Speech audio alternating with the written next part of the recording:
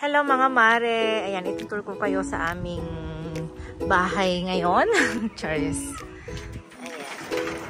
Dito yan sa Marquez Residence. Dito sa San Jose City.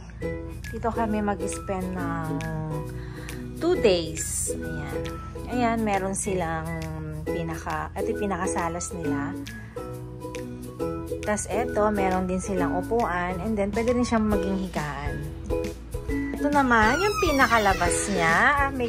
May maliit na kitchen. Ayan. Ayan yung aircon. Diba? Pinakamahalaga yung aircon. Char! Tapos, ito naman yung kanilang toilet. Ito yung toilet nila. Cute-cute lang. So, ayan. Ito yung first floor niya. Diba? Ang ganda.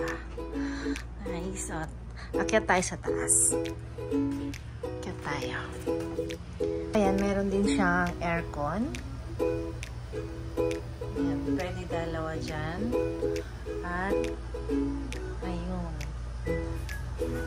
Pwede ka rin sigurong maglagay din ng extra bed, ganyan. Ayan, tulog sila. Ha?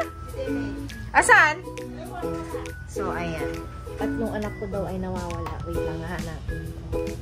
Spiral nga pala yung nila dito. Yung pinaka-hagdanan. Ayan, spiral. Yung anak ko nawawala. Saan na? David! Nasaan na napunta? Asan na siya? Hoy! Halika nga! Ikaw napakagala mo, ha? Halika rito! Bad yan. Halika na, halika na, halika na. Bilis!